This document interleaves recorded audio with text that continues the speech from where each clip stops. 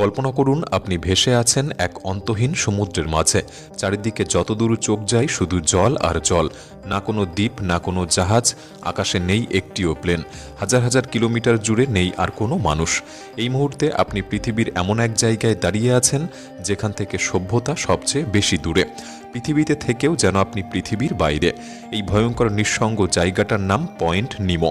নিমো এই শব্দটি একটি ল্যাটিন ভাষা থেকে এসেছে, যার অর্থ হলো কেউ না। নামটার মতোই এটি পৃথিবীর সবচেয়ে নির্জন জায়গা। পয়েন্ট নিমো কোনো দ্বীপ নয়, কোনো ভূখণ্ড নয়, এটা শুধুই সমুদ্র। দক্ষিণ প্রশান্ত মহাসাগরের মাঝখানে অবস্থিত এই জায়গাটি পৃথিবীর যে কোনো স্থলভাগ থেকে প্রায় 1450 নটিক্যাল মাইল বা 2600 কিলোমিটারেরও বেশি দূরে। এটা ভূমি থেকে এত দূরে যে এই জায়গায় আপনার সবচেয়ে কাছের মানুষ হবে আন্তর্জাতিক মহাকাশ স্টেশনে ঘুরতে থাকা কোনো মহাকাশচারী। এই সুনসান নিরাপত্তায় ভুল করার কোনো সুযোগ থাকে না। পয়েন্ট নিমো শুধু ফাঁকা সমুদ্র নয়, এটা রহস্যের চুম্বক। কেন বিশ্বের বড় বড় মহাকাশ সংস্থা এই জায়গাটিকে ব্যবহার করে মহাকাশের কবরস্থান হিসেবে? কেন জাহাজ আর বিমান সচেতনভাবে এই অঞ্চল এড়িয়ে চলে? আর এই অন্ধকার উত্তাল সমুদ্রের নিচে লুকিয়ে আছে কি এমন রহস্য যা আজও মানুষকে আতঙ্কিত করে? এই সব প্রশ্নের উত্তর জানতেই চলুন আজ ডুবে যাই পৃথিবীর সবচেয়ে ভয়ঙ্কর ও রহস্যময় জায়গা পয়েন্ট নিমোর গভীরে। তাই ভিডিওটি সম্পূর্ণ দেখার অনুরোধ রইল। আর নতুন বন্ধুরা অবশ্যই পাশে থাকা সাবস্ক্রাইব লেখাটি প্রেস করে বেল আইকনের অল অপশন সিলেক্ট করুন। পয়েন্ট নিমো এটি এতটাই দূরবর্তী যে এর চারপাশে থাকা সবচেয়ে কাছের তিনটি স্থলভাগের নামও সাধারণ মানুষ খুব কম জানে। এই তিনটি জায়গা পৃথিবীর মানচিত্রে থাকলেও বাস্তবে এগুলি প্রায় জনশূন্য। প্রথমটি হল ডুসি আইল্যান্ড, দক্ষিণ প্রশান্ত মহাসাগরের পিটকেয়ান দ্বীপপুঞ্জের একটি ক্ষুদ্র দ্বীপ। দ্বিতীয়টি মোটুনুই, ইস্টার আইল্যান্ডের একেবারে পাশেই থাকা ছোট্ট একটি দ্বীপ। আর তৃতীয়টি মাহের আইল্যান্ড, আন্টার্কটিকার কাছে অবস্থিত এক নিঃসঙ্গ পাথুরে ভূখণ্ড। এই তিনটি জায়গায় পয়েন্ট নিমো থেকে প্রায় 1450 নটিক্যাল মাইল অর্থাৎ 2600 কিলোমিটারেরও বেশি দূরে। এতটা দূরত্ব কল্পনা করতে গেলে ভাবুন বাংলাদেশের ঢাকা থেকে ভারতের দিল্লি এবং তারপর আবার রাজস্থান, প্রায় এত লম্বা পথ। কিন্তু এখানে কোনো রাস্তা নেই, শহর নেই, শুধু ঢেউয়ের পর ঢেউ আর অন্তহীন সমুদ্র। এই তিনটি স্থলভাগকে মানচিত্রে যুক্ত করলে তৈরি হয় এক বিশেষ এলাকা যাকে বলা হয় আনরিচেবল ট্রায়াঙ্গেল, অর্থাৎ এমন একটি ত্রিভুজ অঞ্চল যেখানে পৌঁছানো পৃথিবীর যে কোনো জায়গার তুলনায় সবচেয়ে কঠিন। এটি সম্পূর্ণ নিঃসঙ্গতার এক জোন। তাহলে প্রশ্ন উঠতেই পারে, এখানে কেউ পৌঁছাতে কি আদৌ পেরেছে? হ্যাঁ, খুব কম মানুষই যেতে পেরেছে। কিছু দুঃসাহসিক নাবিক এবং কিছু সাহসী অভিযানকারী দল যারা পৃথিবীর সবচেয়ে দূরবর্তী স্থানে পৌঁছানোর চ্যালেঞ্জ নিয়েছিল। তবে যারা পৌঁছেছিল তারা সবাই লড়াই করেছিল দক্ষিণ প্রশান্ত মহাসাগরের হিমেল বাতাস, বিশাল ঢেউ আর পৃথিবীর সবচেয়ে রুক্ষ সমুদ্র পরিস্থিতির সঙ্গে। সপ্তাহের পর সপ্তাহ চারিদিকে কিছু নেই, শুধু জল আর নীরবতা। কিন্তু যতটা না চমকপ্রদ সেখানে যাওয়া, তার চেয়েও বেশি প্রশ্ন জায়গায় কেন এই জায়গাটিকে সবাই এড়িয়ে চলে। বিশ্বের বাণিজ্যিক জাহাজ চলাচলের মানচিত্র দেখলে বোঝা যায় বড় বড় কার্গো জাহাজ ইচ্ছাকৃতভাবে পয়েন্ট নিমোর আশপাশ এড়িয়ে যায়। আর এর কারণ শুধু দূরত্ব নয়। পয়েন্ট নিমো অবস্থান করছে দক্ষিণ প্রশান্ত মহাসাগরীয় গায়ারের ভেতরে। গায়ার, যার অর্থ হল বিশাল আকারের ঘূর্ণায়মান জলপ্রপাত, যা হাজার হাজার কিলোমিটার জুড়ে বিস্তৃত। সহজ ভাষায় বললে এটি প্রকৃতির এক বিশাল ঘুরতে থাকা মেশিন। কিন্তু এই মেশিন পরিষ্কার করে না, বরং জীবন কেড়ে নেয়। এই গায়ার সমুদ্রের জলকে মাঝখানে আটকে রাখে, ফলে উপকূলের কাছ থেকে যে পুষ্টিকর জল আসে তা এখানে পৌঁছাতে পারে না। আর পুষ্টি না থাকলে জন্মাতে পারে না ফাইটোপ্লাঙ্কটন, যারা সমুদ্রের পুরো খাদ্য শৃঙ্খলের ভিত্তি। ফাইটোপ্লাঙ্কটন না থাকলে ছোট মাছ নেই, আর ছোট মাছ না থাকলে বড় মাছ নেই। এইভাবেই পুরো সামুদ্রিক জীবন ধীরে ধীরে হারিয়ে যায়। এখানকার জল অস্বাভাবিকভাবে স্বচ্ছ, এতটাই পরিষ্কার যে প্রথমে সুন্দর মনে হতে পারে, কিন্তু বাস্তবে এতটা স্বচ্ছতা কোনো সৌন্দর্যের চিহ্ন নয়, এটি জীবনের অনুপস্থিতির প্রমাণ।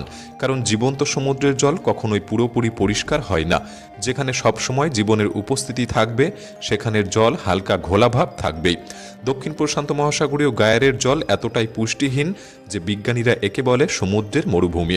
এই জল দেখতে একেবারে কাচের মতো স্বচ্ছ, কিন্তু এখানে জীবনের ছিটে ফোঁটাও নেই। এছাড়াও পয়েন্ট নিমো পড়েছে কুখ্যাত দক্ষিণ মহাসাগরীয় আবহাওয়া অঞ্চলে, যেখানে আবহাওয়া শুধু বদলায় না, আবহাওয়া আক্রমণ করে। এখানে রয়েছে বিখ্যাত রোরিং 40s, ফিউরিয়াস 50s আর স্ক্রিমিং 60s মতো ভয়ঙ্কর সব বাতাস, এবং চারপাশে কোনো স্থলভাগ না থাকায় এই বাতাস এখানে পৃথিবীকে ঘিরে অবিরাম ঘুরতে থাকে। এই টানা বাতাসই তৈরি করে পৃথিবীর সবচেয়ে হিংস্র ঝড়গুলি। এখানকার ঢেউয়ের উচ্চতা অনেক সময় 50 ফুটেরও বেশি হয়, যা 5 তলা বাড়ির সমান এক দেওয়াল জল আপনার দিকে ধেয়ে আসবে। এমনকি শান্ত দিনেও এখানকার গড় ঢেউয়ের উচ্চতা 12 ফুটের বেশি থাকে। সারা বছরই তাপমাত্রা থাকে প্রায় হিমাঙ্কের কাছাকাছি। তার উপর তীব্র বাতাস আর সমুদ্রের ঠান্ডা জল মিলিয়ে এমন এক ঠান্ডা পরিবেশ তৈরি করে যেখানে হাইপোথার্মিয়ায় কয়েক মিনিটের মধ্যেই মৃত্যু হতে পারে। সব মিলিয়ে বলা যায় পয়েন্ট নিমোর মধ্যে দিয়ে জাহাজ চালানোর ঝুঁকি যে কোনো সম্ভাব্য লাভের চেয়ে বহুগুণ বেশি ক্ষতি।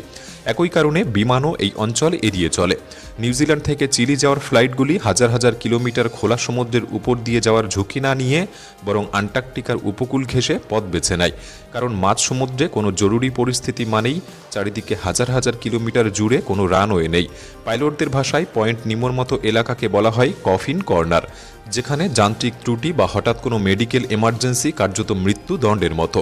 এখানে কোনো ইঞ্জিন নষ্ট হলে বা যাত্রীর হার্ট অ্যাটাক হলে সবচেয়ে কাছের রানওয়েতে পৌঁছাতে পূর্ণ গতিতেও 4 ঘন্টার বেশি সময় লাগবে, তাও আবার যদি আবহাওয়া ভালো থাকে বা বিমান নিয়ন্ত্রণে থাকে। বাস্তবে জরুরি অবতরণের জন্য বিমানগুলিকে থাকতে হয় 60 থেকে 180 মিনিট পথের মধ্যে। এই কারণেই ফ্লাইট রুটগুলি পয়েন্ট নিমোকে এমনভাবে এড়িয়ে চলে যেন জায়গাটা তেজস্ক্রিয়। নিউজিল্যান্ড থেকে দক্ষিণ আমেরিকার দিকে যাওয়া বিমানগুলি তাই দূরবর্তী উপকূল আর ছোট ছোট দ্বীপের কাছ ঘেঁষে চলে একটু বাড়তি নিরাপত্তার আশায়। কিন্তু আশ্চর্যের বিষয় হলো একটি দল আছে যারা পয়েন্ট নিমোকে এড়িয়ে চলে না, বরং ইচ্ছাকৃতভাবে লক্ষ্য করে। তাদের কাছে পয়েন্ট নিমো এক বিশাল নিশানা, যেন মহাকাশের জন্য তৈরি করা এক নিখুঁত ডাস্টবিন।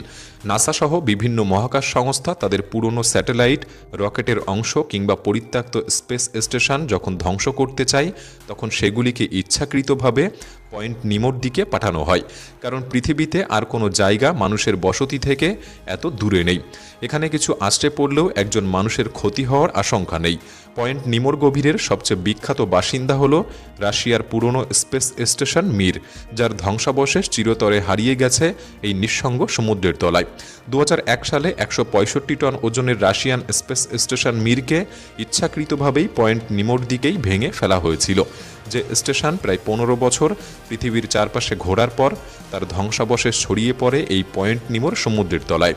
শুধু মির একা নয়, এটি যেন মহাকাশ কবরস্থানের সবচেয়ে বিখ্যাত স্থান।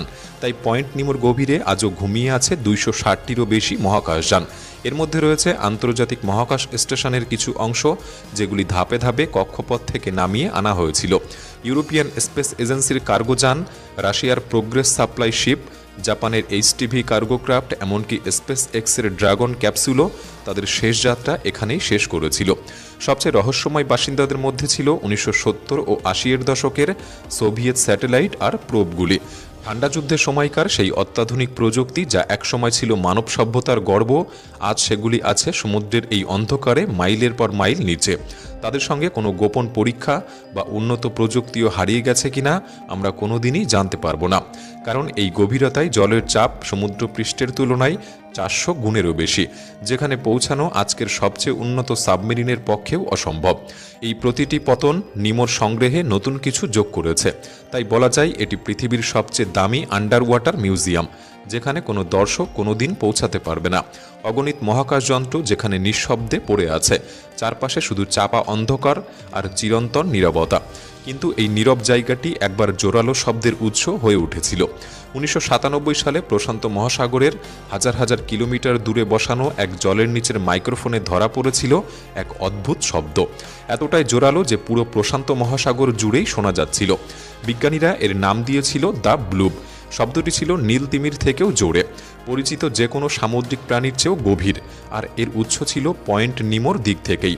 বিজ্ঞানীদের কেউ কেউ মনে করেছিল আন্টার্কটিকার বিশাল বরফচাই ভেঙে যাওয়ার শব্দ, আবার কেউ ভাবেন গভীর সমুদ্রে লুকিয়ে থাকা কোনো বিশাল প্রাণী বা সমুদ্রতলে পড়ে থাকা কোনো পুরনো মহাকাশ যন্ত্র যা এখনও অন্ধকারে কোনো সংকেত ছড়াচ্ছে। তবে এগুলি সবই ছিল কল্পনা প্রসূত। তাই পয়েন্ট নিমোর নিঃসঙ্গতা একে গোপন রহস্যের এক নিখুঁত জায়গা বানিয়ে রেখেছে। এই গভীরতা এক ধরনের ব্ল্যাক বক্স, যেখানে আজও কোনো ডাইভার যায়নি, কোনো ক্যামেরা পৌঁছাতে পারেনি। সেখানে পড়ে থাকা কোনো প্রযুক্তি কি এখনও সক্রিয়, বা এগুলি কি কোনো ধরনের সংকেত হতে পারে যে পৃথিবীকে আমরা ভাবি পুরোপুরি মানচিত্রে ধরা? পয়েন্ট নিমো আমাদের মনে করিয়ে দেয় রহস্য এখনও বেঁচে আছে। সেই অন্ধকার জলের নিচে বিলিয়ন বিলিয়ন ডলারের প্রযুক্তির পাশে শুয়ে আছে অসংখ্য প্রশ্ন। ভিডিওটি কেমন লাগলো আমাদের কমেন্ট বক্সে লিখে জানাতে পারেন। ভিডিওটি ভালো লাগলে একটি লাইক করতে পারেন, চ্যানেলটি সাবস্ক্রাইব করে রাখতে পারেন। তাহলে দেখা হচ্ছে পরবর্তী নতুন একটি এপিসোডে। ধন্যবাদ।